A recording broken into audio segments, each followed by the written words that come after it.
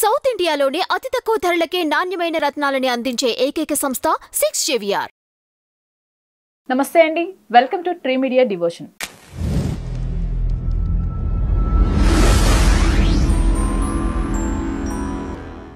ఈరోజు మనతో అభయ్ హిందూ సేన వ్యవస్థాపకులు శ్రీ రాధా మనోహర్ దాస్ గారు ఉన్నారు. గురూజీ నమస్కారం. హరే కృష్ణ తల్లి. చాలా రోజుల తర్వాత ఎలా ఉన్నారు? చాలా సంతోషంగా ఉన్నాం. అందులోనూ ఈ శివరాత్రి సందర్భంగా శ్రీశైలం వెళ్ళి ఆ కొండల్లో ఒక గొప్ప అనుభూతి. మేము 2 ఏళ్ల క్రితం వెళ్ళాం, మళ్ళీ మొన్న వెళ్ళాం. ఇంకో కోయిన్సైడ్ ఏంటంటే శబరీష్ రెడ్డి నంద్యాల ఎంపీ బంగారు తల్లి, ఆ అమ్మాయి కూడా పాదయాత్ర చేస్తూ మనం భోజనాలు అన్నదానం చేసే క్యాంప్కి వచ్చారు. మేము కలిసి వడ్డించాం. అక్కడ లక్షల మంది శివరాత్రికి ఈ శివస్వాములు.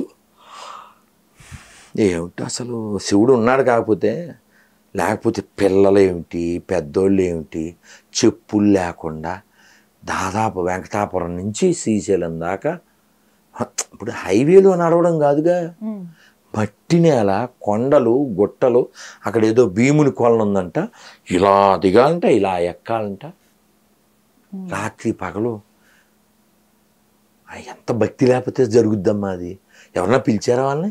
ముసలమ్మలు ఏంటి, చిన్న చిన్న బిడ్డలను సంకలు వేసుకుని తల్లులు రావడం ఏమిటి, మీరు చూడొచ్చు వీడియోలు.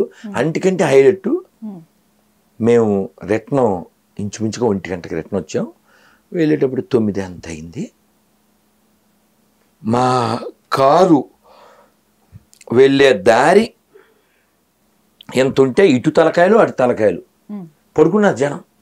ఎలా పడుకున్నారు? అక్కడ ఈ చెంచులు, ఈ పట్టాలు ఉంటాయి కదమ్మా, మన యూరియా బస్తాల పట్టాలు. ఈ పట్టాలు అద్దెకిస్తారు, 100 రూపాయలు ఒక పట్ట. ఆ పట్టాని వాళ్ళు కింద వేసుకుని దాన్నే మీద వేసుకుని పడుకుంటారు. రోడ్డు పైన మట్టి రోడ్డే ఉంది, ఇంకా అడవి కదమ్మా. శ్రీశైలం అడవుల్లో పెద్ద చెరువు అని ఒక ఏరియా ఉంది. ఆ ఫారెస్ట్ వాళ్ళు ఈ టైంలో మాత్రమే మనం రిక్వెస్ట్ చేస్తే అదేదో పర్మిషన్ ఇస్తారు రావడానికి పోవడానికి. ఈ శ్రీశైలం ఈ శివరాత్రికి నడుస్తారు. ఎంత జనం అమ్మా పోయి, ఎక్కడెక్కడి నుంచో ఎక్కడి నుంచి వస్తూనే, రాత్రిలే పగల్లే వస్తూనే ఉన్నారు. భోజనాలు కూడా ఇస్కాన్ అనంతపురం దోర్నాల వారి ఆధ్వర్యంలో వెంకటరెడ్డి గారు ఇంకా మిగిలిన వాళ్ళంతా కలిసి అద్భుతంగా, ఏంటి కట్టెల పొయ్యి మీద అన్నం, కూర, పప్పు. ఇందాక మీకు స్వీట్ పెట్టాను అక్కడే, నెయ్యి వేసి స్వీట్లు తీసి, వడియాలు, పచ్చడి, పెరుగులు, అన్ని ఫుల్ ఫ్లెడ్జ్డ్ భోజనాలు. మహాకుంభమేళ వెళ్ళారా గురుగారు? ఇది శివరాత్రి ఆనందం కదా. అహోబిలం కూడా చెప్పేసి అటు వెళ్ళిపోదాం. అహోబిలం కూడా మొన్న ఒక వివాహం కోసం వెళ్ళాం. మీకు ఎందుకు చెప్తున్నా అంటే, కర్నూలులోనే 2 గొప్పవి ఉన్నాయి కర్నూలు జిల్లాలో. ఒకటి వైష్ణవ గొప్ప క్షేత్రం అహోబిలం, శైవ గొప్ప క్షేత్రం శ్రీశైలం. ఇంకా మహానంది, యాగంటి అన్నీ ఆ జిల్లా అనుకోండి. అయితే ఎక్కడికక్కడే మన తెలుగు నేల, మన భారతదేశం గొప్ప గొప్ప దివ్య దేశాలు, గొప్ప దివ్యక్షేత్రాలు కలిగినటువంటి నేల. ఇంకొమ్మవేళ ఎంత ఎన్నిసార్లు వెళ్ళాం? అప్పటికి 3 సార్లు వెళ్ళాం. అంటే ఈ ట్రిప్లో 3 సార్లు కాదు. 2013 కుంభమేళకు వెళ్ళాం, 2019లో అర్ధ కుంభమేళకు వెళ్ళాం, మళ్ళీ ఈ కుంభమేళ. అయితే ఈసారి ప్లాన్ చేయలేదు. మామూలుగా ముందు ప్లాన్ చేస్తాం కదా, వెళ్దామా వద్దా, దీని మీద పెద్ద నేను దృష్టి పెట్టలేదు. దాంతో అంటే ఈసారి ఏదో మహాకుంభమేళ 144,000కి వస్తుంది. 2 వెళ్ళాం కదా, ఏం వెళ్తాం మళ్ళీను, అధ్యానం అది అని అనుకున్నాను. కానీ నేను ఇంకా దాన్ని దృష్టిలో పెట్టుకోకపోవడం వల్ల చాలామందికి టైం ఇచ్చేసాను. అందులో 10 రోజులు శ్రీలంక. కానీ ఎట్లో వెళ్ళొచ్చాక 1-2 రోజులు దొరికింది, వెళ్ళొచ్చేసాను. చాలా దివ్యమైన అనుభూతి. అక్కడ విశ్వ హిందూ పరిషత్తు క్యాంపులో ప్రశాంతంగా ఉండి మళ్ళీ వచ్చేసాం. ఇక్కడ మనం ఏం నేర్చుకోవాలంటే దాదాపు 60 కోట్ల మంది పైన స్నానాలు చేశారు కదా. ఒక చిన్న చితక ఏదైనా పొరపాట్లు తప్పిస్తే తిండికి కానీ, నీటికి కానీ, తాగడానికి కానీ, తిరగడానికి కానీ ఎటువంటి అసౌకర్యాలు లేవు. రైల్వే స్టేషన్కి వెళ్ళే వాళ్ళకి అంటే ట్రాఫిక్ జామ్ అయ్యి 7 గంటలు పట్టింది 15 కిలోమీటర్లకి. కానీ నా అదృష్టం అంతసేపు ఏం పట్టలేదు.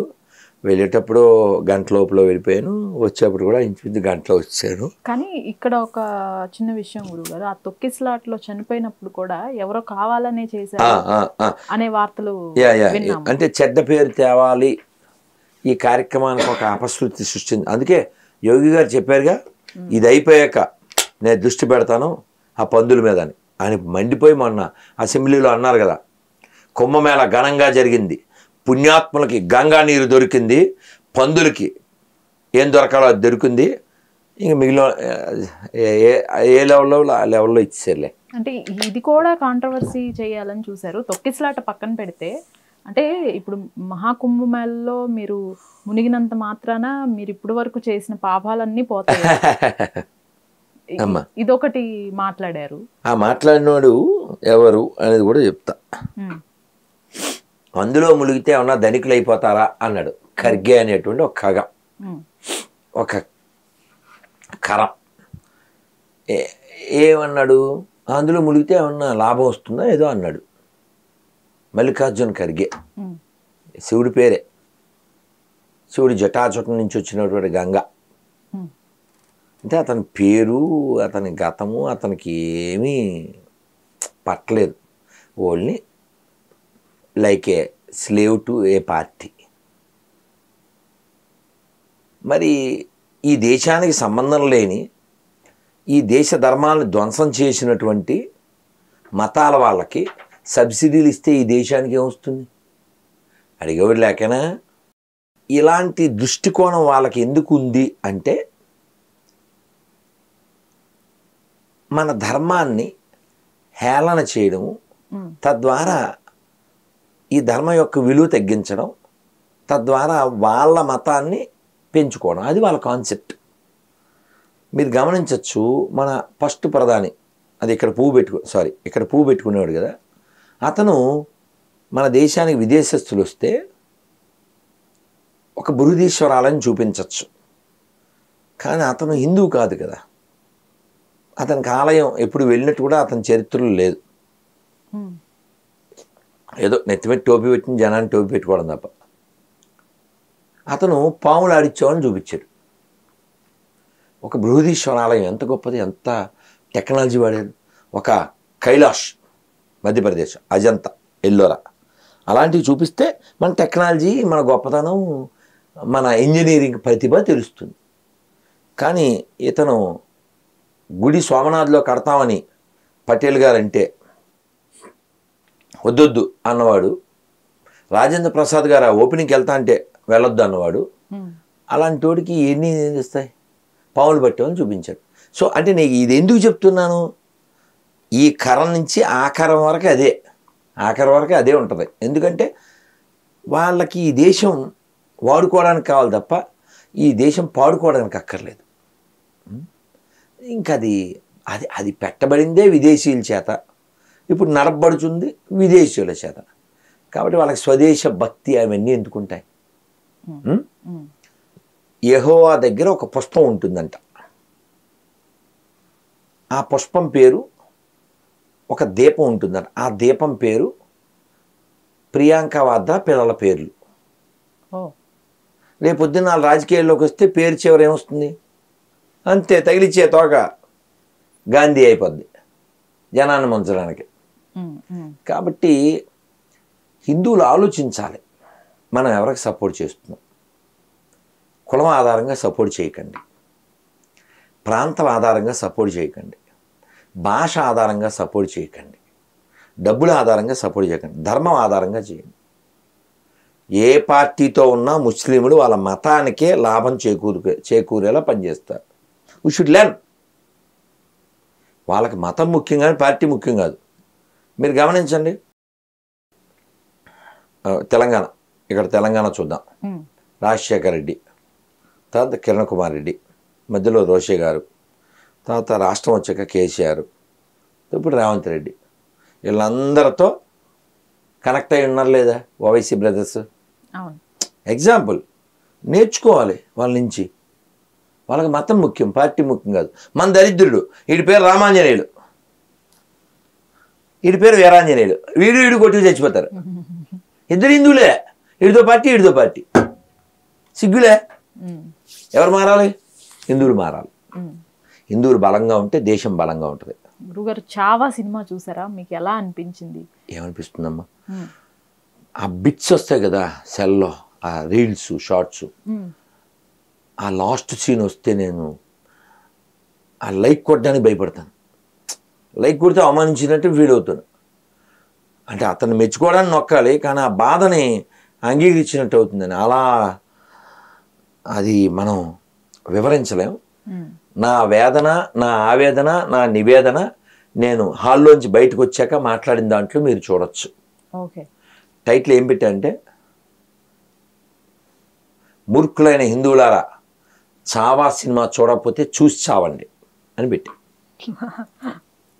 ఎందుకంటే ఎంతమంది శివాజీలు వస్తే, ఎంతమంది సంభాజీలు చస్తే మీరు మారతారు? మన భవిష్యత్తు ఏమిటి? వాళ్ళు ఏ ఆలోచనతో ఉన్నారు, మనం ఎలా ఉన్నాం? మధ్యాహ్నం ఎవరో వచ్చారు, వచ్చి నేను ఒక దాన్ని ఏమంటారు, ఇంట్లో మెట్లు ఉంటుంది అని అంటారమ్మా, డూప్లెక్స్. ఓ డూప్లెక్స్ తీసుకుందాం అనుకుంటున్నాను.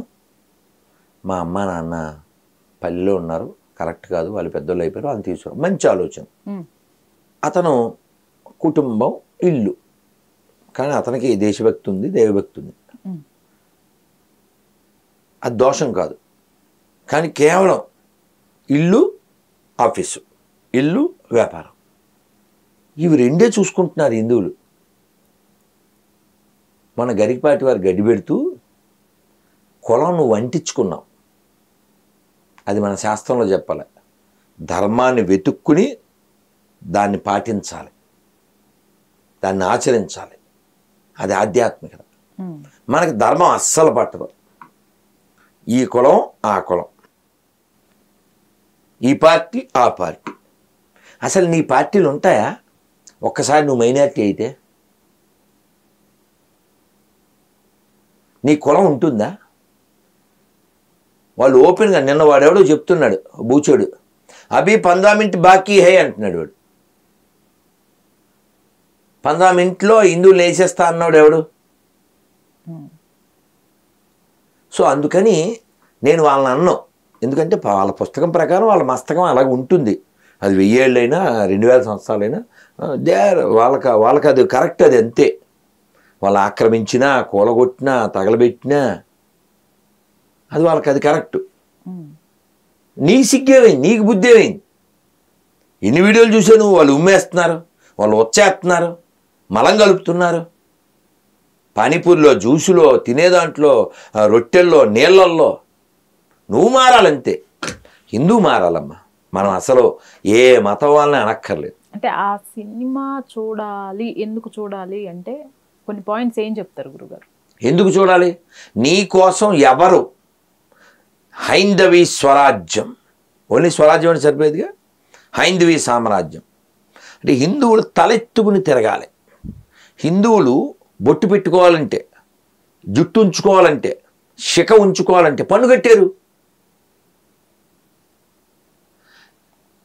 భీతి చెందిన హిందువులు మతం మారి ఒక వర్గం అయ్యారు.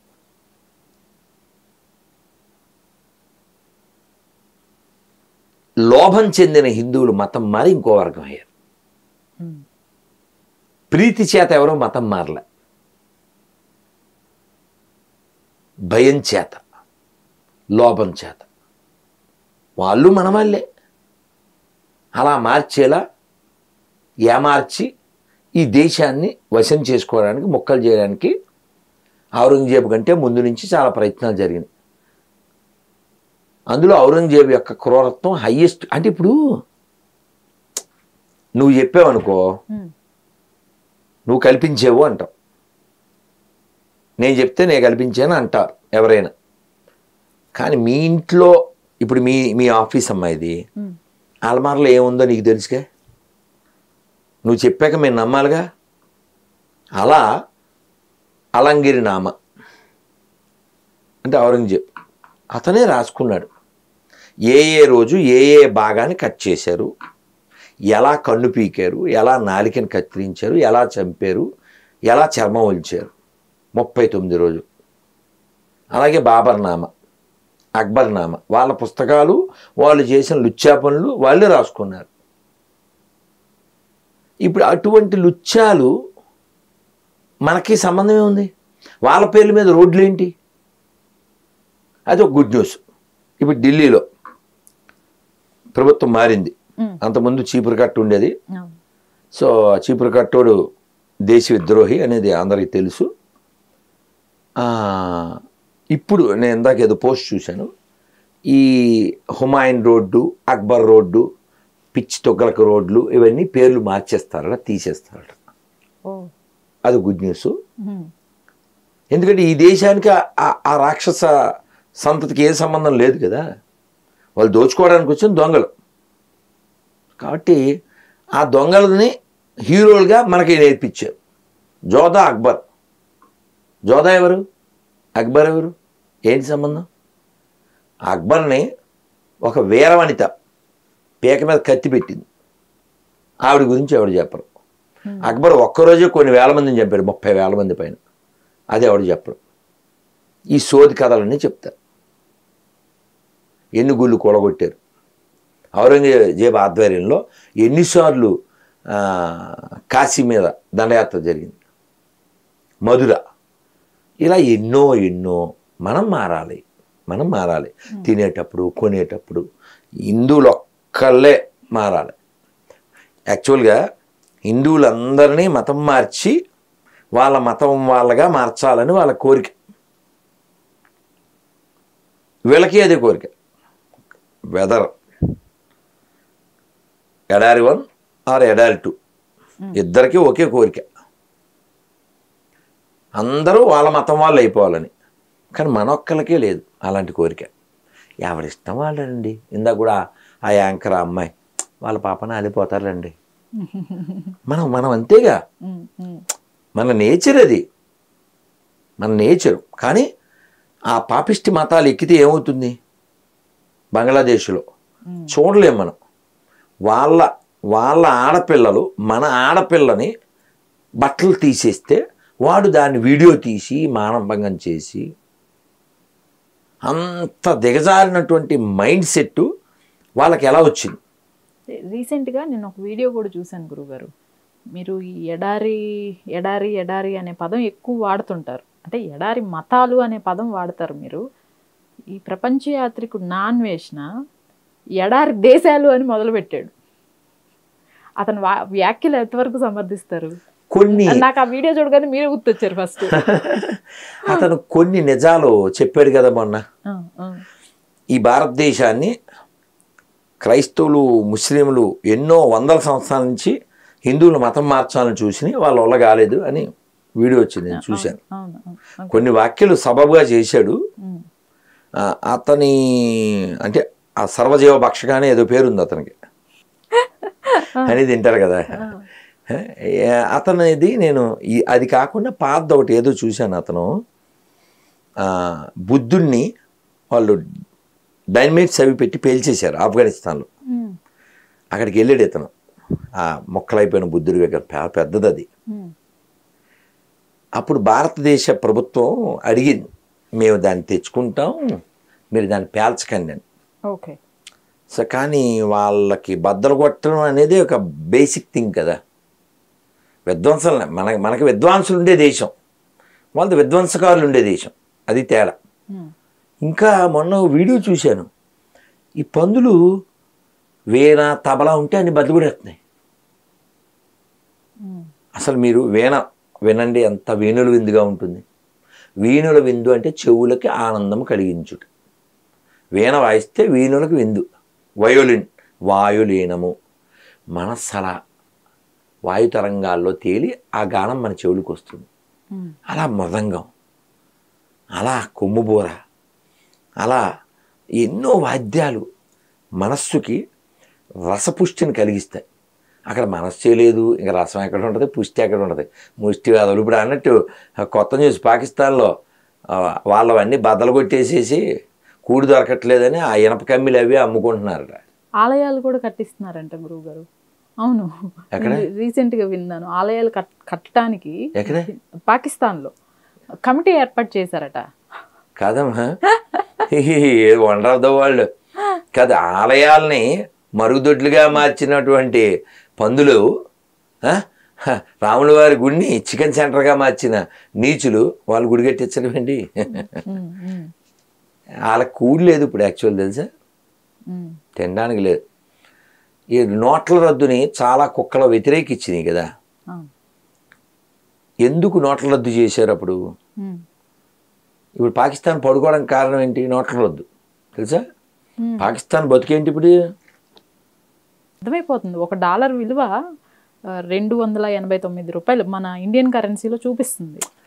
ఎందుకు నాన్న? అంటే మనకంటే 4 times హైయెస్ట్. ఎందుకు అలా దిగజారిపోయారో అది వాళ్ళు చెప్తాను. వాళ్ళ పార్లమెంట్లో వాళ్ళ మంత్రి ఏం చెప్పాడు? మీరు ఛాయ్ ఎక్కువ తాకండి, ఒకవేళ తాగినా పంచదార తక్కువ వేసుకోండి.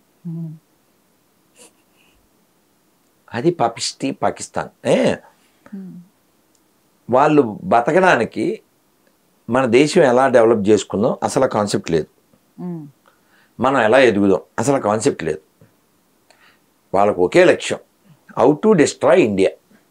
భారత్ నాశనం తప్ప పాకిస్తాన్ వికాసం అనేది లేదు. అసలు తన వ్యక్తి, తన సొంత దేశ అభివృద్ధి అనే కాన్సెప్ట్ లేకుండా అడగడు బొడ్డగాడు 10 ఏళ్ళు కూడా ఉండవు బాలపంది వాడు నేను పెద్ద అయ్యాక భారతదేశాన్ని నాశనం చేసేస్తాడు. పెద్ద మన దేశాన్ని బాగు చేస్తాను అనాలి కదా. అదే కాన్సెప్ట్ ఏంటంటున్నా. వాడికి ఆ చదువులు ఏంటి? అలాంటి దరిద్రులు మన దేశంలో కూడా తయారు చేస్తుంటారు. అయితే వాళ్ళు ఫుడ్ ఎందుకు దొరికేదంటే వాళ్ళు ప్రింటింగ్ మెషిన్ ఉండేవాళ్ళకి బాగా. ఏం ప్రింట్ చేసేవారు? మన డబ్బులు ప్రింట్ చేయడం. ఆ డబ్బులు దాన్ని ఏమంటారమ్మా, ఏ నోట్లు అంటారు? దొంగ నోట్లు. అదనమాట. దొంగ కోళ్ళు పట్టే దేశంగా వాళ్ళు మారి ఈ దొంగ నోట్ల మీద బతికేవాళ్ళు. మొన్న వీడియో ఏంటంటే ఓ పిల్లోడు ఓ బండి, ఏదో తోపుడు బండి, దాని నిండా కట్ల చూసా వీడియో? కట్ల ఏంటవి? ఇవే ఇప్పుడు పనికిరావు కదా. అదన్నమాట. ఆ విధంగా ఎక్కడ దెబ్బ కొడితే అదే ఎవడు దెబ్బ కొడితే ఆ తర్వాత తెలుసు కదా, అలా కొట్టారు. కాదు గురువు గారు, అంటే ఒక 10 years బ్యాక్ వీధుల్లో, హైదరాబాద్ వీధుల్లో ఏదన్నా పాకిస్తాన్ ఇండియా మ్యాచ్ ఉంది అంటే జై పాకిస్తాన్ అని చెప్పేసి అరుపులు వినిపించేవి. లేకపోతే పాకిస్తాన్కి సంబంధించిన నినాదాలు, స్లోగన్స్ వినిపించేవి. ఇంకొకటి ఏదో ఒక సిటీలో, హైదరాబాద్ కానీ, బెంగళూరు కానీ, పూణే కానీ, సంథింగ్ ఏదో ఒక సిటీలో బాంబ్ బ్లాస్ట్ చూసేవాళ్ళు. నిన్న జగ్గి వాసుదేవ్ సద్గురు ఆయన కూడా ప్రస్తావించారు, అద్భుతంగా మాట్లాడారుగా. సూపర్. నా మీద ఎందుకు అటాక్ జరుగుతుంది అని చెప్పాడు కదా. నేను స్టేటస్ కూడా పెట్టా. ఎందుకు జరుగుతుంది అంటే గత 10 ఏళ్ళలో we never heard a bomb sound. 10 ఏళ్ళలో ఈ సౌండ్లు వినట్లేదు మేము. బాంబులు పేలడం, లేకపోతే తాజ్మహల్ హోటల్లో, లుంబిని పార్కులు, గోకుల్ చాట్లు, ఇవి లేవు. ఆ విధంగా డిజైన్ అయింది దేశం అంతా. ప్రశాంతం. మీరు రాత్రిపూట రైల్లో, బస్సులో, కారులో వెళ్ళండి, అంటే పల్లెల్లో. మొన్న నేను మరి బై కారు వచ్చాను. శ్రీశైలం, దోర్నాల, ఎర్రగొండపాలెం, త్రిపురాంతకం. అది సింగిల్ రోడ్డు, హైవే కాదు, అటువైపు హైవే లేదు. వస్తూ ఉంటే తెల్లని లైట్లు, ప్రశాంతత. ఇది 2018లో మేము సోమనాథ్ వెళ్తూ బస్సులో అనుకున్నాం, ఏమిటిది రాత్రి పగల రాత్రి 1:00 అవుతుంది, రోడ్లన్నీ పుచ్చ పువ్వుల్లో వెలిగిపోతున్నాయి అనుకున్నాం. తెల్ల లైట్లు, మీరు రైల్లో వెళ్ళండి ఎక్కడ పట్టినా తెల్ల లైట్లు, స్ట్రీట్ లైట్లు, రోడ్లు. ఈ విధంగా దేశ వికాసం ఒక్కో అడుగు ముందుకు వేస్తుంటే మనం ఎలా వెనక్కలాగాలి? మంచి పని చేయడం ఒక ఉత్తమం, చేసేవాడిని చేయనివ్వకుండా చేయడం. ఏంటి ఆ మధ్య ఏదో నెలకు 1,00,000 ఏదో ఇస్తానండి, గుర్తుందమ్మా? ఎవరు గురుగారు? 6 నెలలకు 1,00,000 పప్పు మన గన్నేరు పప్పు 1,00,000 రూపాయలు 6 monthsకే గురుగారు. అవునా? నెలకి 8,000 ఏదో ఉంది కదా, అంతేనా? సంవత్సరానికి 1,00,000 ఏదో పెట్టాడుగా, 6 నెలలకి ఏదో పెట్టాడుగా. పెడితే వాళ్ళంతా వచ్చేసారు, ఆడవాళ్ళంతా లంచ కోసం. అసలు ఆ డబ్బులు ఇవ్వడం ఏంటమ్మా? ఎవడు బాబు సొమ్ము? ఆ డబ్బులు ఎందుకు ఇవ్వాలి? అసలు కోర్టులు ఏం చేయవా అమ్మ వీటి మీద? డబ్బులు పంచడం ఏంటి? పని ఇవ్వాలి, సంపాదించుకునేలా చెయ్యాలి. డబ్బులు ఎందుకు పంచాలి? ఎవరిని తయారు చేద్దామని? డబ్బులు ఎవరికి ఇవ్వచ్చు? పని చేసుకోలేని వృద్ధులకి పెన్షన్ ఇస్తే ధర్మం. యాక్సెప్ట్.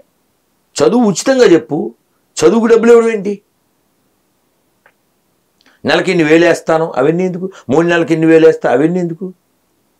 దానికోసం డ్రామాలు ఎందుకు? ఆ డబ్బులతో పిల్లలకి పని ఏంటి? పిల్లలకి చదువు కదా కావాలి. చదువు చెప్పండి. ఇప్పుడు మొన్న మేము శ్రీలంక వెళ్ళాం, నువ్వు అడగలేదు అసలు, ప్రయాగ అడిగావు. శ్రీలంక ఖచ్చితంగా. ఆ గైడ్ చెప్తున్నాడు, వాటర్ బాటిల్ మనం లీటర్ ఉంటుంది కదమ్మా, 120 రూపాయలు. మనకి 20 రూపాయలు కదా, అక్కడ 120. అంటే వాళ్ళ 120 అంటే మనకు 60 ఇంచుమించుగా. మన 60 ఎంత పల్లె లిమిట్. ఆయన చెప్పాడు ఫస్ట్ రోజే గైడ్, మాకు ఇక్కడ అన్నీ డబల్ ట్రిబుల్ ఉంటాయి, ఈ డబ్బులతో మేము KG to PG మేము ఉచిత విద్య ఇస్తాం. ఇక్కడ పెద్ద పెద్ద ఆపరేషన్లు కూడా ఉచితంగా జరుగుతాయి. ప్రైవేట్ కాలేజీలు, ప్రైవేట్ స్కూల్స్ కూడా ఉన్నాయి, కానీ మా ప్రయారిటీ ఇది. నేను అనుకున్నా వాళ్ళకి ఆర్థిక మాంద్యం ఉంది, బుద్ధి మాంద్యం లేదులే. ఈ మధ్య ఇంటర్నెట్లో కొన్ని థంబ్నైల్స్ చూస్తున్నా అమ్మా, మిమ్మల్ని పెట్టి, నేను అవి మీకు షేర్ కూడా చేసినట్లున్నా. అమ్మమ్మ దారుణాతి దారుణంగా, అసలు వర్స్ట్ లాంగ్వేజ్. ఎందుకంత కక్ష? అరే ఒరేయ్ అరగుండు, అసలు అంటే వినటానికి అభ్యంతరకరంగా ఉన్న పదాలు కూడా వాడుతూ, కనిపిస్తే కొడతానంటాడు, లేకపోతే అని గోచి తీస్తానంటాడు. అసలు నోటికి ఏ పదం వస్తే ఆ పదం. అంటే మీకు ఒక ఉదాహరణ చెప్తే అర్థమవుతుంది. అసలే కోతి, దానికి కళ్ళు దాగింది, దానికి ఆల్రెడీ పిచ్చుంది, అది నిప్పులు దొక్కింది, దానికి ములుగుచ్చుకుంది, దానికి తేలుగరిచింది, అదే గొర్రె, అదే బైబిల్ ఎక్కిన ఈ పాస్టర్లో లేకపోతే ఇంకొకడో ఎవడైనా వాళ్ళు ఏమంటారు? మాది ప్రేమ మతం. నేనేమంటాను? పెంట మతం. ఏది నిరూపణ అయింది? ప్రేమ మతమా పెంట మతమా?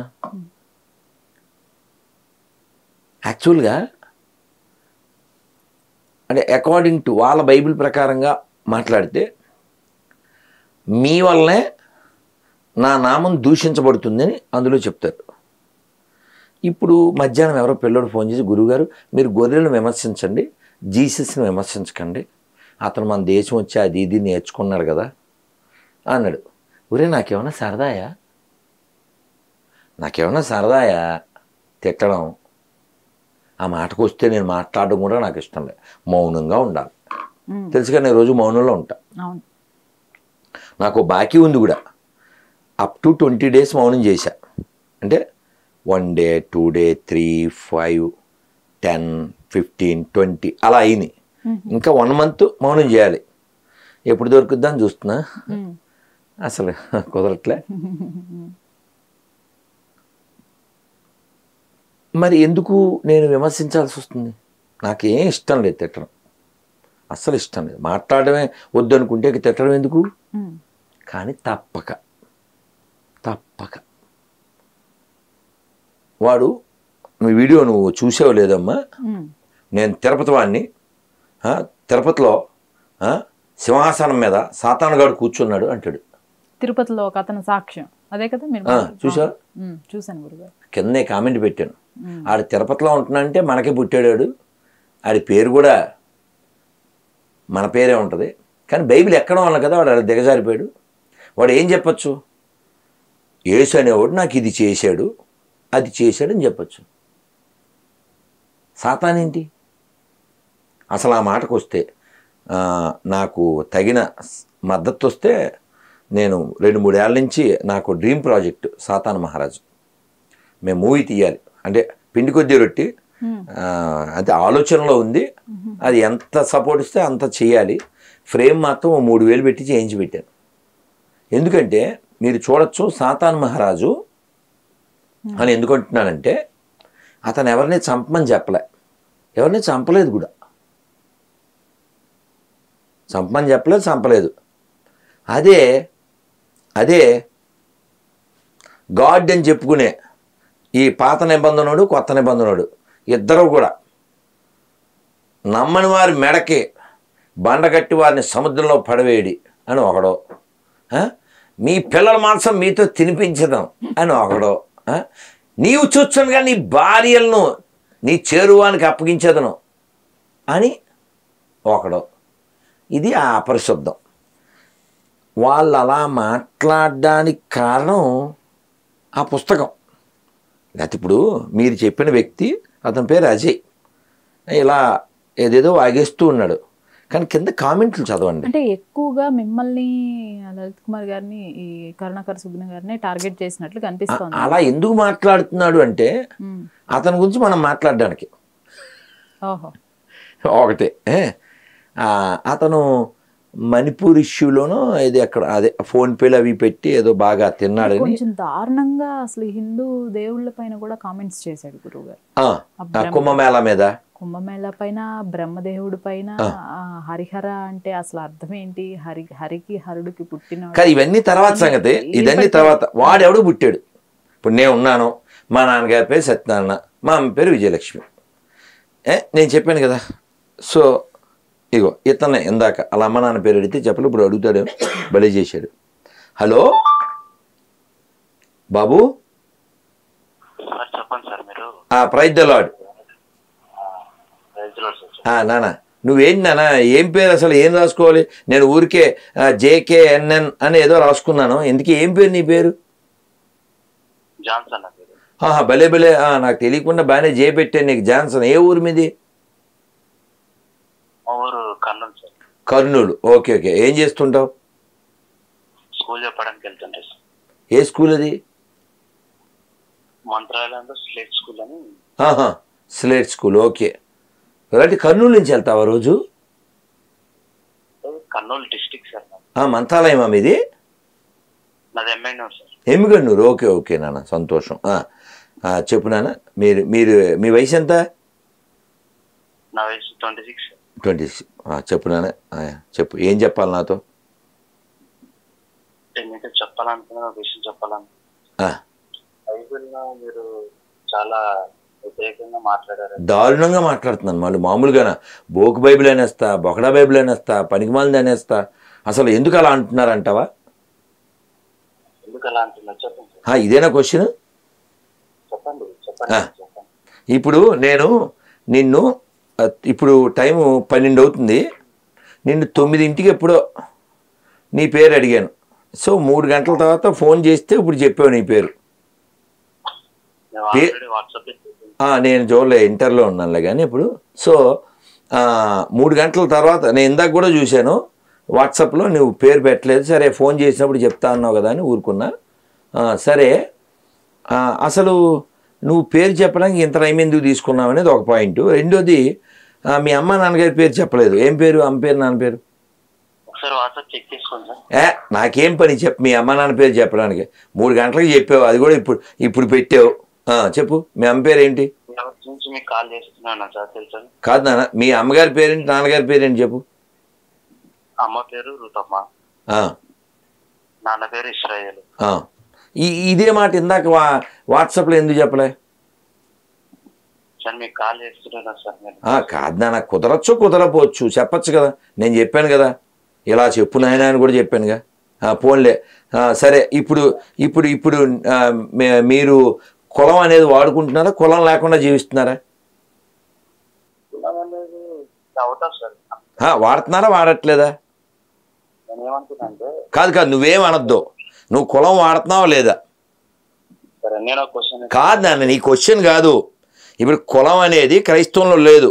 మొన్న ఒకళ్ళు ర్యాలీ చేశారు, దళిత క్రైస్తవులకి ఏదో ఇవ్వాలి అని చెప్పి.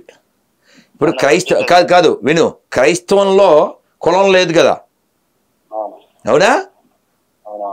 పాయింట్ 1. సో క్రైస్తవంలో కులం లేదు. కులం ఉంటే ఆడు క్రైస్తవుడు కాదు, అవునా? ఆడు మోసగాడు కదా, అవునా కదా, మోసగాడు కదా. ఇప్పుడు కాదు, మీరేమంటారు, యేసుకి శక్తి ఉందా లేదా? కాదు, సబ్జెక్ట్ అదే మాట్లాడతా. యేసుని చవటాన్ని నేను అంటాను, కాదని నువ్వు నిరూపించాలి. అది నా పాయింట్. బైబిల్ పనికి మాలదని నేను అంటాను, కాదని నువ్వు నిరూపించాలి. నేను నీకు సారీ చెప్పాలి, అది నా కోరిక. నీకు అర్థమైందా? ఇప్పుడు మంత్రాలయం గుళ్ళో ఉండేది ఎవరు? రాఘవేంద్ర స్వామి. ఓకేనా? రాఘవేంద్ర స్వామి ఉన్నాడు అనే రుజువు ఇంగ్లాండ్ మ్యూజియంలో కూడా ఒక ఎవిడెన్స్ ఉంది. తెలుసా నీకు? తెలీదా? తెలియపోవచ్చు, ఓకే పర్వాలే. ఇంగ్లాండ్ మ్యూజియంలో ఎవరు పెట్టారు? ఒక బ్రిటిషర్ పెట్టాడు. ఆయన అక్కడికి వచ్చాడు మంత్రాలయం. ఎందుకంటే రాఘవేంద్ర స్వామి చెప్పారు, నేను సమాధిలో ఉంటాను అని చెప్పారు. ఓకే, ఒక లివింగ్ ఎగ్జాంపుల్ నీకు చెప్పింది నెంబర్ 1. అది కూడా నువ్వు జీవించే స్థలానికి దగ్గరలో. నీకు అది పట్లే, అది దురదృష్టం.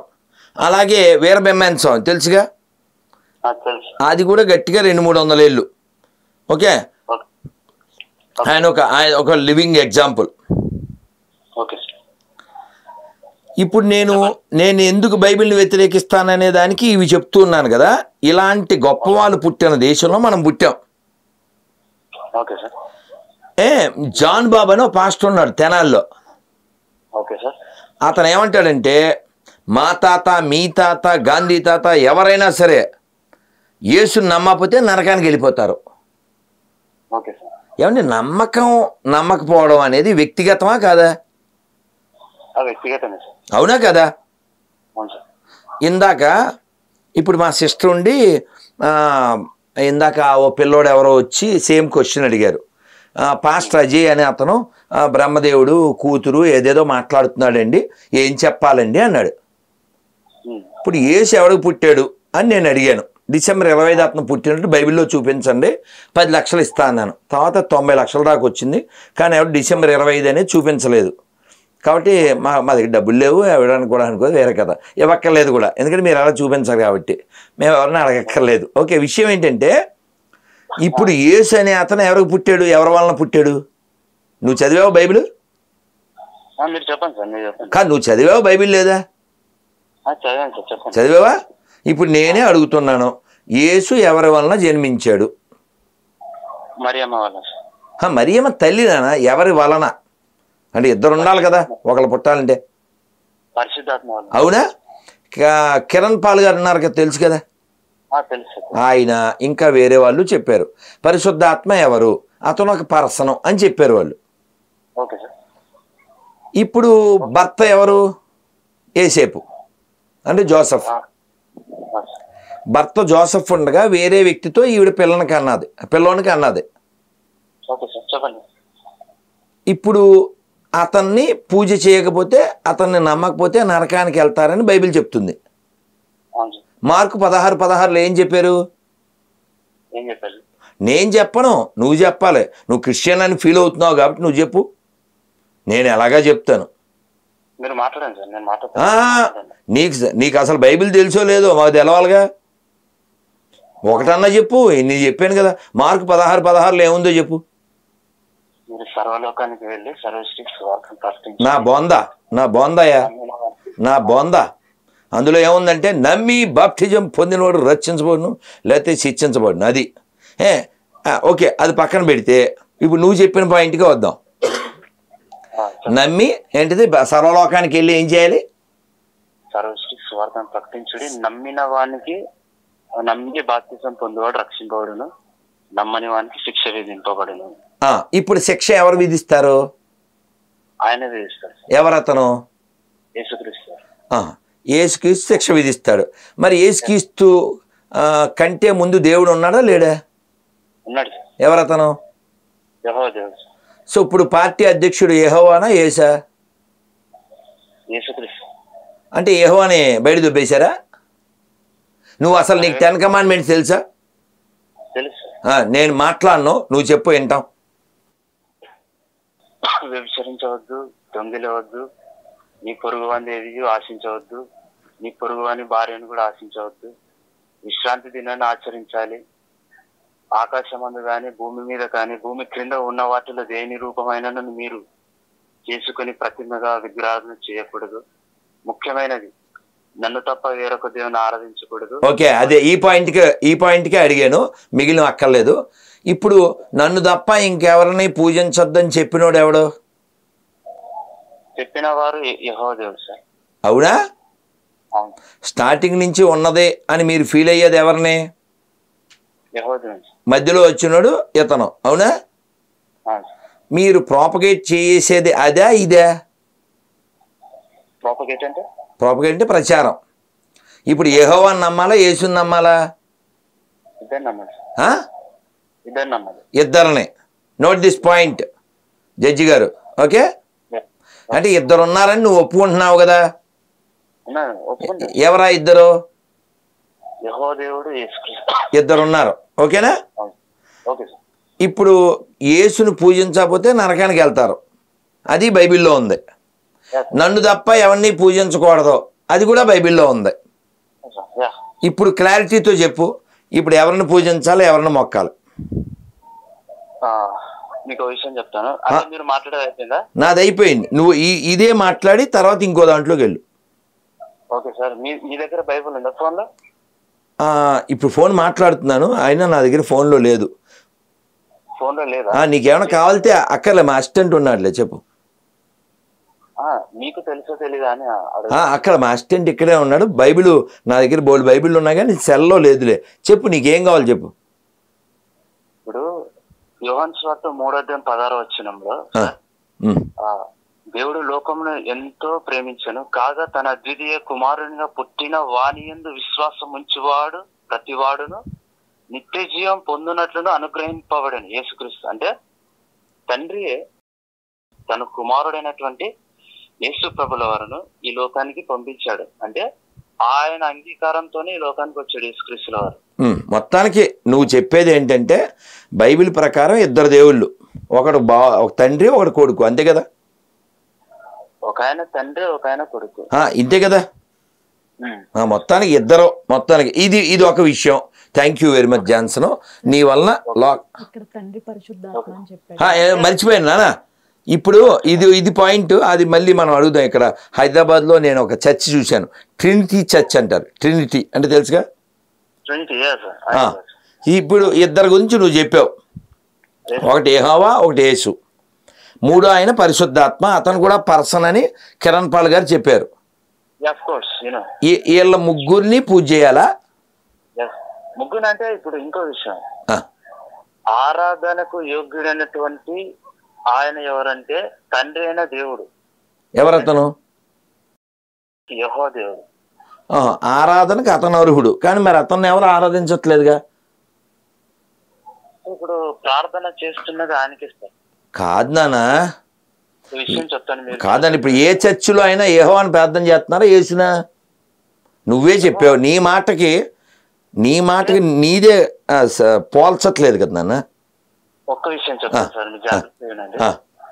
ఒక స్కూల్లో ఒక పిల్లాడు తప్పు చేశాడని అందరిని కొడతాడా, టీచర్ ఒక్కనే కొడతాడా? ఇప్పుడు దానికి దీనికి ఏంటి సంబంధం? నేను చెప్పేది జాగ్రత్తగా ఆలోచించండి. 10 మంది విద్యార్థులలో ఒక అబ్బాయి తప్పు చేస్తాడు, దొంగతనం చేస్తాడు. దొంగతనం చేసిన వాడిని శిక్షించాలా, దొంగతనం చేయని వాడిని శిక్షించాలా? చేసిన వాడిని శిక్షించాలి. అసలు బైబిల్ వ్యతిరేకించేదే అందుకు కదా మనం. బైబిల్ని పనికిమాలి. ఇప్పుడు నీ పాయింట్కి వద్దాం. బైబిల్ పనికిమాలిందని నేను ఎందుకు అంటున్నా అంటే, పండు ఎవరు తిన్నారు? పండు హవ్వ ఆదం తిన్నారు. శిక్ష ఎవరికి? ఆదం హవ్వలకి. నువ్వు చెప్పిన ప్రకారం అయితే వాళ్ళిద్దరికి వేయాలి, కానీ ఊళ్ళో వాళ్ళందరికీ వేసాడు వీడు బుర్రతక్కువడు. ఇప్పుడు ఆ స్త్రీలకి స్త్రీలు ఇప్పుడు నువ్వెవరు నాన్న, నువ్వెవరు అని అడిగాను, నువ్వేం చెప్తావు? మనిషిని. నువ్వు మనిషివి, ఓకేనా? నేను మనిషిని, ఓకేనా? మన సృష్టించింది ఎవరంటే దేవుడు అని అంటాం. ఆ దేవుడిని ఏ పేరుతో పిలవాలి? యెహోవా. అది నీ భావన. ముస్లింలు అడిగితే ఏమని పిలుస్తారు? అల్లాహ్. మేమేమో రాముడు, కృష్ణుడు, అమ్మవారు చాలా పేర్లతో పిలుస్తాం. Okay sir. ఇప్పుడు నేను ఒక హిందూగా చెప్పగలను. అఫ్కోర్స్ నువ్వు కూడా హిందువే అనుకో, ఏదో మైండ్ అలా అయ్యో, ఓకే. నేను చెప్పగలను దైవాన్ని ఏ పేరుతో అయినా పిలవచ్చని వేదం చెప్తుంది. ఏకం సత్విప్రా బహుదా వదంతి. అంటే దేవుడు ఉన్నాడు, ఒక్కడే ఉన్నాడు, ఆయన చాలామంది చాలా పేరుతో పిలుస్తారు. ఇప్పుడు యేసుని ఇంకో పేరుతో ఎలా పిలవాలి? యేసుని ఇంకో పేరుతో పిలవటానికి ఇమ్మానియేలు ఎవరు? ఇమ్మానియేలు ఆయనే సార్. అవునా? అవునా? అతనికి ఇమ్మానియేలు అని పేరు పెట్టుదురు అని చెప్పాడా? అవును సార్. సో బైబిల్ ప్రకారంగా ఈ భూమి మీద అసలు మనుషులు ఎవరు లేరు, అంతా పాపులే, అవునా కదా? ఈ పాపం వాళ్ళకి ఎలా వచ్చింది? ఎవరి వలన వచ్చింది? పాపం ఎవరి వలన రాస్తాను చేస్తూ కాదని పండు తిన్నది ఎవరు? పండు తిన్నది ఆదం హవ్వలు సార్. మరి శిక్ష ఎవరికి పడింది? శిక్ష వాళ్ళిద్దరు పడింది కదా సార్. వాళ్ళిద్దరు కూడా కాదు, ఊళ్ళో వాళ్ళందరూ పాపులు అయిపోయారు కదా. అంటే అది శిక్షణ సార్? పాపం అవ్వటం శిక్షణ? శిక్ష ఏంటి అది చెప్పండి మీకు. కాదు, పాపులు అనడానికి నువ్వెవడవే? అంటే నువ్వంటే నువ్వు కాదు నేనేది. పాపిని అనడానికి గల కారణం ఏంటంటే అసలు అది కాదు, నువ్వెవడంట. నువ్వంటే నేను నిన్నంటలేదు. ఇప్పుడు మనకి ఉపనిషత్తు ఏం చెప్పిందంటే అమృతస్య పుత్ర అని చెప్పింది. స్వామి వివేకానంద అమృతస్య పుత్ర. మనం అమృతపుత్రులం, మనం మృత శరీరాలం కాదు, మనం గొప్ప కార్యాలు సాధించాలని పుట్టాం. ఇప్పుడు బైబిల్ని ఎందుకు వ్యతిరేకిస్తున్నాను నీకు విషయంలో ఒక మాటలో చెప్తాను. ఇప్పుడు స్వామి వివేకానంద మొన్న అతను ఎవరో జోకర్ జేమ్సో ఏదో పేరు, ఓ పాస్టర్ అతను ఉండి స్వామి వివేకానంద నేను కానీ ఇజ్రాయెల్లో పుట్టుంటే రక్తంతో కాలు కడుగుతానని అన్నాడని ఏదో ఒక కబుర్లు అవి చెప్పాడు. నేను ఆ కామెంట్లోకి వెళ్ళి సరేనయ్యా దేంతో కడుగుతాడు అది వేరే కథ. అసలు స్వామి వివేకానంద మీ పార్టీలో చేరలేదు కదా, ఇప్పుడు ఏ లోకంలో ఉంటాడని అడిగా. వెంటనే ఆడు మొహమాటం లేకుండా ఎవరైనా సరే మా ఓడిని నమ్మకపోతే ఆడు నరకంలోకి వెళ్ళిపోతాడు అన్నాడు. అందుకే పనికిమాలిన బైబిల్ అనేది. లేకపోతే ఇప్పుడు అల్లూరి సీతారామరాజు ఎవరి కోసం చచ్చిపోయాడు? ఎవరి చేతుల్లో చచ్చిపోయాడు? ఈ దేశం కోసం చచ్చిపోయాడు. చంపిన ఎదవలు ఎవరు? బ్రిటిష్ క్రైస్తవ కుక్కలు, అవునా? అలాగే ఉయ్యాలవాడ నరసింహారెడ్డిని ఎవరు చంపారు? ఆ దరిద్రులే, అవునా? ఇక్కడ ప్రవీణ్ పగడాల్ లాంటి దేశద్రోహులు ఏమంటారంటే వాళ్ళు ఆత్మీయ తల్లిదండ్రులు అంట. మరి వీళ్ళ ఇంటికి ఎప్పుడన్నా వచ్చారేమో మనకు తెలియదు. కాబట్టి క్రైస్తవం వలన ప్రపంచంలో శాంతి ఉండదు.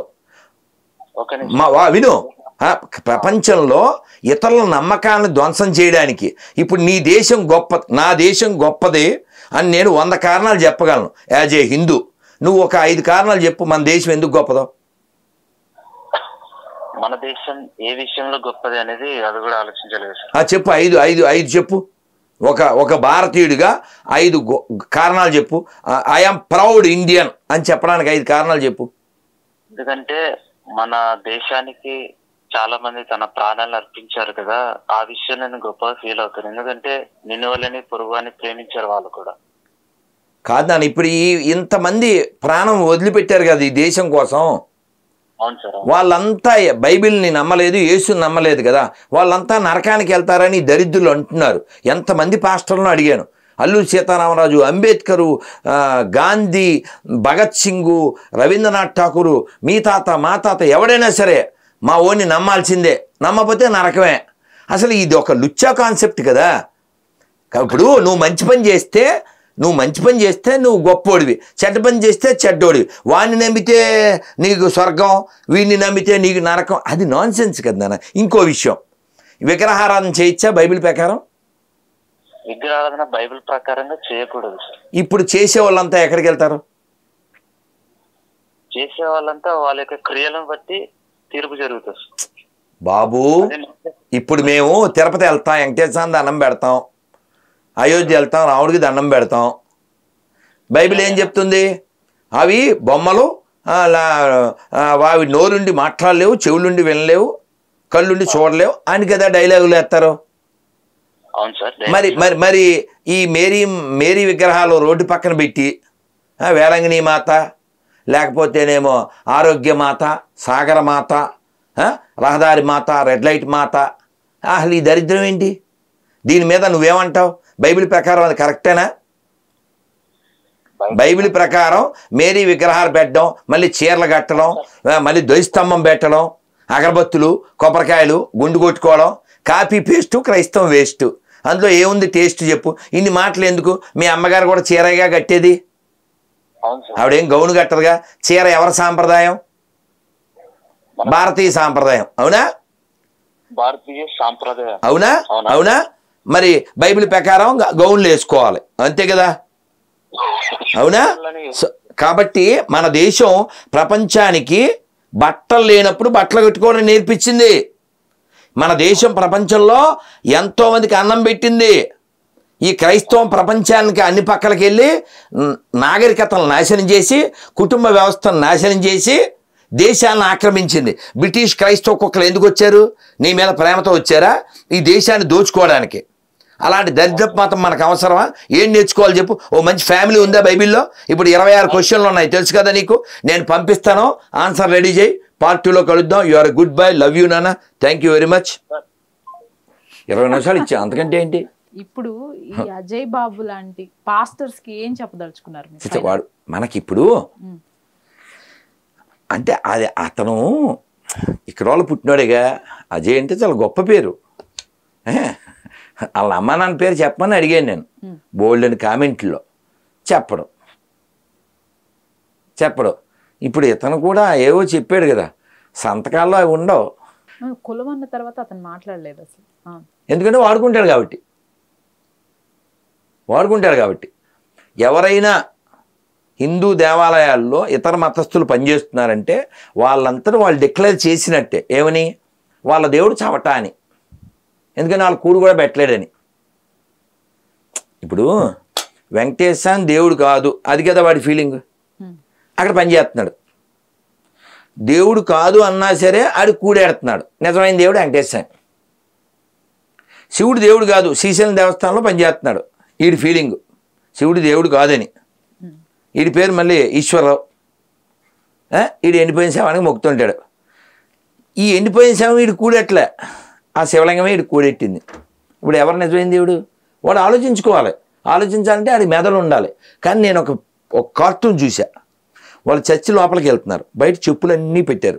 ఆ చెప్పులు బ్రెయిన్ పెట్టేసి లోపలికి వెళ్ళారు. కాబట్టి బ్రెయిన్ ఇంకా వాడడానికి లేదు అక్కడ. అజయ్ బాబు కావచ్చు, ఇంకా విజయ్ బాబు కావచ్చు, వీళ్ళందరూ ఇక్కడ వాళ్ళకి పుట్టిన వాళ్ళేగా. ఆ మాటకు వస్తే అతని పేరు విజయ్ కుమార్. అతను ఈ దేశాన్ని 2 ముక్కలు చేసేయాలన్నాడు. మొన్న ఒక ఆవిడ ఎవరో ఒక తల్లి ఫోన్ చేసింది, గోరి తల్లి నైనా అంట. దేశాన్ని ముక్కలు చేయమన్నారు ఈ దరిద్రులు, తప్పు కదమ్మా అంటే, వాడు వీడు అనకన్నాడు. దేశాన్ని ముక్కలు చేయమన్న దరిద్రుల్ని వాడు వీడు అనకపోతే సార్ అంటారా? అసలు ఆలోచన ఎలా వస్తుంది వాడికి? భరతమాతకి ఎంతమంది భర్తలు, అలా అనడానికి వాడికి ఆలోచన ఎలా వద్ది? ఈ పనికి వాళ్ళ బైబిల్ ఎక్కబట్టేనా? ఇప్పుడు వాళ్ళ నాన్న పేరు సుబ్బారావు, వాళ్ళ తాత పేరు రఘునందనం, అంటే ఇక్కడ వాళ్ళకి పుట్టాడా? ఇప్పుడు నేను చెప్పినట్టు చెప్పగలరా ఎవడన్నా క్రిస్టియను? నా ముందు కూర్చోవాలంటే క్రిస్టియన్ అనేవాడు ఎవడైనా నేను చెప్పినట్టు చెప్పాలి. నా పూర్వీకులు క్రైస్తవులు కాదు, రాధమోహన్ దాస్ చెప్పాడా? ఇలా చెప్పాలి. ఏమని? నా పూర్వీకులు హిందువులు కాదు అని చెప్పగలరా ఎవడన్నా? మరి నిన్ను డైరెక్ట్గా ఎందుకు పుట్టించలేకపోయాడు? ఇక్కడ పుట్టించడం ఎందుకు? మళ్ళీ నీ పేరు మార్చుకోవడం ఎందుకు? జనాలను మోసం చేయడం ఎందుకు? చర్చిలో జానుబాబు ఎందుకు? బయటకు వస్తే రాంబాబు ఎందుకు? అసలు ఇంత దిగజారిన బతుకు నీకు ఇచ్చినోడు గాడ్ ఎలా అయ్యాడు? వాడు గర్వంగా చెప్పాలి, వివేకానందుడు వారసులం, మేం వివేకం ఉన్న వాళ్ళం, ఆనందం ఉన్న వాళ్ళం, పరమహంస వారసులం, వాళ్ళు పరమహింసకు వారసులు. వాళ్ళ చరిత్ర ఎవరికి తెలదు? ఎవడైనా పోపు నల్లోడయ్యాడా? అంతా తెల్లపోపులే. కానీ గురుగారు రీసెంట్గా ఇదే స్టూడియోలో జాన్ పాల్ అనే ఒక పాస్టర్ ఒక ఇక్కడ మన దగ్గర పనిచేసే అమ్మాయి ఇంటర్వ్యూ చేస్తే హిందువుల ప్రసాదం గన్నేరు పప్పుతో సమానం. హిందువుల అతని పేరు మణికంఠ, అతను హిందువులకే పుట్టాడు. నీకు అర్థం కావట్లే. బైబిల్ ఎక్కితే ఎలా దిగజారద్ది? మనం ఎప్పుడైనా ఫైట్ ఎవరితో చేయాలి? రోగితోనో రోగంతోనా? ఈ క్రైస్తవులు అనబడేవాళ్ళు రోగులు, మనోళ్ళే వాళ్ళు. రోగం ఏంటి? రోగం పేరు బైబిల్, అది రోగం, మన యోగం. అదేనా? వాళ్ళ నాన్న పేరు, అతని పేరు, వాళ్ళ నాన్న శబరిమల వెళ్ళాడు, అన్నీ చెప్పాడు అతను. సో అతను హిందువులకే పుట్టాడు కదా, కాబట్టి హిందువుల ప్రసాదం గన్నేరు పప్పు, కాబట్టి హిందువులు ఇచ్చిన శరీరం కూడా అటువంటిది. వదిలేయచ్చు కదా, హిందువుల పేరు వదిలేయండి, హిందువులు ఇచ్చిన శరీరం వదిలేయండి. యేసు చవట కాకపోతే, ఆడికి దమ్ముంటే వీళ్ళకు బాడీ ఇవ్వాలి, క్రైస్తవులు పుట్టించాలి, కులం వాడుకోకూడదు, ఇంటి పేరు వాడకూడదు. అవుద్దా? ఏదో 50-50 గళ్ళు వీళ్ళు దేశద్రోహులు తప్ప క్రైస్తవం ఏదో సేవ ప్రోగ్రాంతో మతం మారుస్తుంది. ప్రేమ ఎక్కడుంది? ప్రేమ నేను చెప్పినట్టు చెప్పండి. నేను నమ్మే రాముని, కృష్ణుని, శివుని ఇతరులను నమ్మకపోయినా పర్లేదు, నేను చెప్పా. ఇందాక బ్రహ్మదేవుడు అన్నావు. బ్రహ్మదేవుడిని ఎవరు పూజ చేస్తున్నావు? నువ్వు చేస్తున్నావా? నువ్వు చేస్తున్నావా? నేను చేస్తున్నానా? అసలు ఒకవేళ బ్రహ్మదేవుడిని మేము పూజ చేసేమే అనుకుందాం, నిన్ను పూజ చేయమని అడిగామా? యేసుని నమ్మకపోయినా పర్లేదు, చెప్పండి చూద్దాం. అలాగే సర్వలోకాలకు వెళ్ళి అదేదో చెప్పాలన్నాడు కదా, కాదు శవవార్తలే కానిది, ఎండిపోయిన శవం కాదు. ఈ శవవార్త సర్వలోకాల్లో పాత బస్తీ లేదా? సర్వలోకాల్లో సిరియా లేదా? సర్వలోకాల్లో పాకిస్తాన్ లేదా? సర్వలోకాల్లో బంగ్లాదేశ్ లేదా? ఎందుకు చెప్పరు? ఏ మాటకి ఆ మాట చెప్పుకోవాలి. విపి రెడ్డి ఆయన చెప్పాడు, పాకిస్తాన్ వెళ్తే వేసేస్తారు అని చెప్పాడు. ఎందుకు వేసేస్తారు? అక్కడ మనుషులు లేరు కాబట్టి. అంటే వీళ్ళ టార్గెట్ ఏంటి? అమాయకి హిందువులు. ఇందాక ఇప్పుడు మీరు ఫోన్ మాట్లాడారు కదా గురుగారు, ఈవెన్ అతని పాయింట్ ఆఫ్ వ్యూలో చూసుకున్నా కూడా మీరు 2-3 క్వశ్చన్స్ అడిగారు. యేసా, యెహోవానా, పరిశుద్ధాత్మ, ముగ్గుర? ఫస్ట్ ఒకరు చెప్పాడు, తర్వాత 2 అన్నారు, తర్వాత 3. ఏది మీరు చర్చి పేరు చెప్తే 3 అన్నాడు. అయితే అసలు దేవుడు అంటే తండ్రి ఎవరు అని అడిగారు, పరిశుద్ధాత్మ అని చెప్పారు. మరి బుక్లో ఏమనుందంటే యేసేబో జోసఫ్ 2 కలిపి ఒకటే చెప్పాడు. వద్దులేమ్మా. కాదు గురుగారు, 3వది ఏంటంటే ఇక్కడ ట్రిక్కీ క్వశ్చన్, తండ్రి అయిన యెహోవా అని మళ్ళీ అంటున్నాడు. అందుకే అమ్మా ఇప్పుడు మనం ఎంత మాట్లాడినా ఇప్పుడు ఇక్కడ తండ్రి ఎవరు అనేది నాకు, నీకెందుకు పెద్ద డౌట్? నువ్వును అసలు వాళ్ళకే అంటే ఇప్పుడు అది కాదమ్మా. ఇప్పుడు టక్కుమని అడుగుతాను, ఒరే వెంకటేష్ రెడ్డి మీ నాన్న పేరు ఏంటి? టక్కుమని చెప్పావు కదా. అమ్మ మీ నాన్న పేరు ఏంటి? రాజా గురువు. టక్ మా నాన్నగారి పేరు సత్యనారాయణ చెప్పాను కదా. అలా యేసుని అడగండి, మీరు కావాలంటే గూగుల్లో కొట్టండి, కాసేపు ఏసేపు. అతనికి అందుకే వాళ్ళ అమ్మ అని పిలవడు అతను. ఎందుకంటే అతను యోహాన్లో సువార్తలో 8:42 ఎక్కడో ఉంటుంది. అతను రోడ్డు మీద వెళ్తుంటే మేము నీవలే వ్యభిచారికి పుట్టిన వారం కాము అని అంటారు. ఉదాహరణకి ఇప్పుడు మా వెంకటేష్ మా రెడ్డి అలా వెళ్తున్నాను అనుకో అమ్మ, కాసేపు అలా వెళ్తుంటే ఇక్కడ 4 కూర్చుని మేము నీవలే కర్రీ నల్లవాళ్ళం కాదు అన్నాం అనుకో, ఏమన్నా అన్నట్టు ఆయనకే ఆడి కలర్కి. మరి రెడ్డిని మేము ఎటకారం చేసినట్టే కదా. అలా యేసుబాబు వెళ్తుంటే వీళ్ళు నలుగురు కూర్చుని మేము నీ వల్ల వ్యభిచారం అని పుట్టింగా వాళ్ళకి కాదన్న ఎవరు అతన్నే కదా. ఎందుకని పరిశుద్ధాత్మ అనేవాడు ఒక పర్సన్, ఆ పర్సన్ వలన ఈవిడికి అతను పుట్టాడు. కానీ ఇందులో మీ అందరికి తెలియని ట్విస్ట్ ఏంటంటే వేరే పెద్దవాళ్ళు చెప్పింది రోమన్ సైనికుడు అదే లాంతర వేస్తే దొరికినోడు ప్యాంతర్ వలన అని ఒక రీజను, పరిశుద్ధాత్మని ఒకరు, యెహోవా అని ఒకరు. ఇప్పుడు ఈ క్లారిటీ లేకపోవడం వలన అసలు ఎవరిని నాన్న అని పిలవాలి? యేసు ఎవరినన్నా నాన్న అని పిలిచాడు అసలు? అంటే మరియమ్మని కూడా అమ్మ అని పిలవలేదు కూడా, అమ్మ అనకుండా ఓ ఉమెన్ ఏదో ఓ స్త్రీ. సో ఎందుకంటే ఇతనికి వాళ్ళ అమ్మ పట్ల అమ్మ అని పిలవడానికి కావాల్సినటువంటి స్థితి లేదు కదా, అవునా? సో అందుకే ఒక్క మాటలో చెప్పేస్తాను, ఇదంతా waste of time. No clarity, no purity, no surety, no reality, no humanity, no spirituality. అదే బైబిల్. నీకు అర్థం కావట్లేదు అసలు ఎందుకు అలా రాశారంటే, ముందు ఇది చాలా హార్డ్గా ఉంటుంది పాత నిబంధన. వేసేయి, కోసేయి, ఆ నెత్తుకొచ్చాయి, వాళ్ళ మొక్కలు చేసాయి, ఆ లూళ్ళు తగలెట్టాయి. అసలు లెవియా కాండం, ద్వితీయోపదేశ కాండం, ఈ సోది కాండం, ఇవంతా అదే ఉంటుంది. సో ఇంత హార్ష్గా ఉంటే వ్యాపారం నడవదని త్యాగం, రాజువయ్యా మహారాజు, ఈ టైప్లో ఒక త్యాగం కాన్సెప్టు తీసుకొచ్చి మన కొరకే వాడు వచ్చును, వాడు సచ్చును, వాడు కాచును ఇలా తీసుకొచ్చారు. యాక్చువల్గా ఇద్దరు దొంగలతో అతను వేసారు, ఇద్దరు దొంగలతో పాటు అతన్ని. ఇప్పుడు నువ్వు గౌరవప్రదుడు అనుకుందాం, అప్పుడు గౌరవం లేదు, ఇప్పుడు గౌరవం లేదు కాదు. మరి 2000 సంవత్సరాలు వాళ్ళ లెక్క ప్రకారం అప్పుడు విలువ లేదు, సిలువ వేశారు, ఇప్పుడు విలువ లేదు. నీ ప్రాపగాండా తప్ప రాముడికి అప్పుడు గౌరవం ఉంది. రామన్న నువ్వు రాముడిని చూడలేదా అని అడిగేవారు అప్పుడు. ఇప్పుడు అంతే, భయంకరమైన క్రౌడ్. మా వాళ్ళు ఇద్దరు అక్కడ ఉన్నారు, 12 గంటలకు 3000 అంట రూము ఐదులో. ఎక్కడికి వెళ్ళేది ఏదో పడ్డారు, మొత్తానికి ఇప్పుడు బస్ ఎక్కారట అని చెప్తున్నా. రాముడికి అప్పుడు విలువ ఉంది, ఇప్పుడు విలువ ఉంది. రాముడికి అప్పుడు ఆధారం ఉంది, ఇప్పుడు ఆధారం ఉంది, ఎక్కడ పెట్టినా. ఇంకో విషయం, నేను నమ్మే రాముడిని లేకపోతే శివుణ్ణి, అమ్మవారిని నువ్వు నమ్మకపోతే నువ్వు నాశనం అయిపోతావని ఏ ఇంటికి వచ్చి మేము బెదిరించాం. దైవం అనేది ఒక కాన్సెప్ట్, అది అంతర్గత విషయం. వీళ్ళ దగ్గరికి వచ్చేసి నువ్వు నమ్మకపోతే నాశనం అయిపోతావు, వీడు ఒక్కడే గాడ్. ఈ ప్రచారం నా కోరిక ఏమిటంటే, మా బ్రదర్ అజయ్ బాబు మనోడే కదా, మన తెలుగోడండి, మన హిందువే, మన భారతీయుడే, వాళ్ళ అమ్మ కూడా మంచి ఆవిడే.